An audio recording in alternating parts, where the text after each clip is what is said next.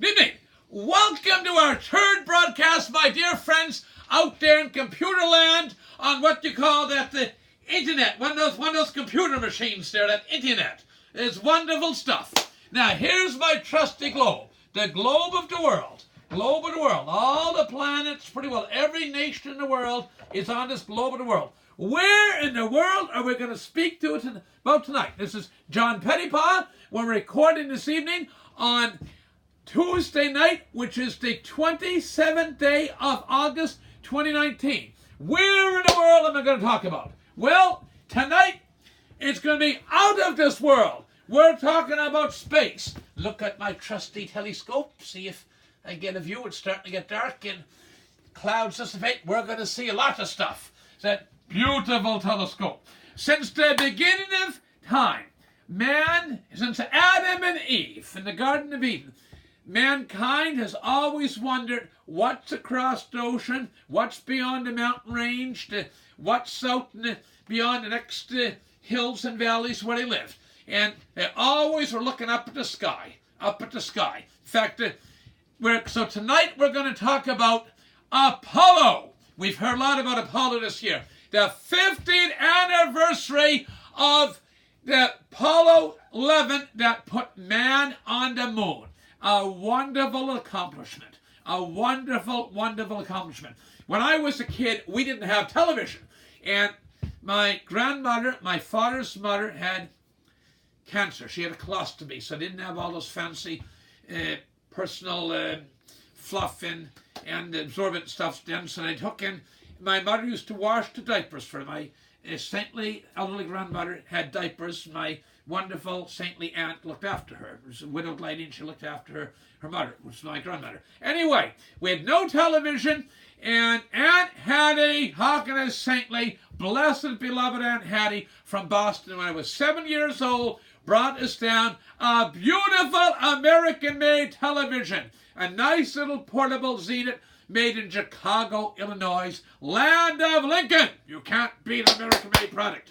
And so we had the TV in this very house studio I'm speaking to you from this evening, and I can distinctly remember on a warm summer night in July of 1969. So I'm asking you tonight, where were you folks? Those of you old enough to remember, where were you 50 years ago, the summer of 1969, late July, as man first walked on the moon?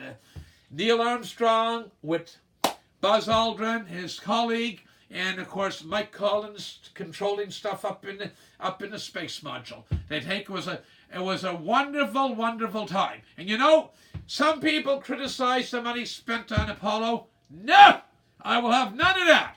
We would not have what I'm speaking to you tonight on, YouTube over the internet, all those high-powered computer machines. They are the direct result of what was learned on Apollo. And without the space missions, we wouldn't have had these computers we enjoy today. It was a wonderful piece on PBS. They had PBS. It was a summer of space. They had American Experience and Nova. And I must halt for a minute. Nova.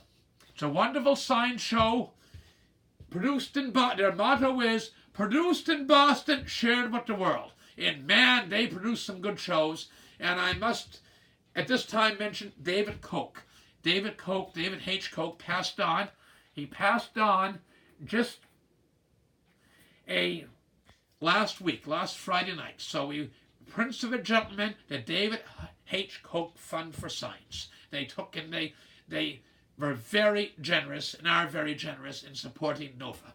And they now, speaking of space, so all these fellas going in space and all the men and women backing them up down in the ground from Huntsville, Alabama to Houston to Cape Canaveral, Florida, they were pioneers. And speaking of pioneers, recently at a small church in rural North America, they had their annual Pioneer Mass. Wonderful people. And there was a wonderful sweetheart of a lady, work, big family, and she's working, getting the church all cleaned up and spruced up for their annual Pioneer Mass. Pioneer Mass. And they had this biddy in last year, and she said to her, I want the bathroom. says, "Ma'am, we don't have indoor plumbing here. We have an outhouse outside." And they said, "Outhouse? Why don't you have Johnny in the spot?" And a wonderful dear sweetheart said to the biddy, she said, "What's the difference between an outhouse and a Johnny in the spot? We have hand sanitizer and toilet paper and even a light bulb in it." And they said they ran extension cord to it. And she kind of persisted that the dear sweetheart worked so hard. And the dear sweetheart looked at the lady and said, "Look, ma'am, it's a Pioneer church, and it's our annual Pioneer Mass, and it's a Pioneer outhouse. And I happened to communicate with that lady not too long ago, and the young lady that's done such a wonderful job up at her parish, and I said, how do you make out? How do you make out with the Pioneer Mass this year?" I said, "This year, John, I put a sign up inside the outhouse, and I said, Pioneer Outhouse." I was good myself. Anyway, a little bit more. I'm going on here, a bit of time here. I want to tell you that it was a gentleman by the name of Werner van Baan. He was quite the engineer and rocket man. He was the original rocket man out there with rockets, used for many purposes over the years. And as a young kid, he loved to challenge the established order. I always love people to challenge the established order. Anyway, he took a package of firecrackers, and he was a kid, 12 years old, in his community in Germany, attached to his toy, thinking he was like the firecrackers. Up the toy would go, but didn't. It just made a big disturbance. He got the people all shook up, like Elvis Presley saying, "Get them all shook up, all shook up." So anyway, his father come in, and when he unruffled the ruffled feathers, ruffled feathers. So I always love people that challenge the established order. So under him and the ingenuity of the American people, the Saturn V rocket was developed. And that Saturn V rocket, a wonderful piece of engineering. I visited Cape Canaveral one time, and there's one rocket they didn't use. Instead of being upright, it was on the ground, was unfueled. You gotta go see Cape Canaveral, Cape Kennedy sometime. It's quite the thing.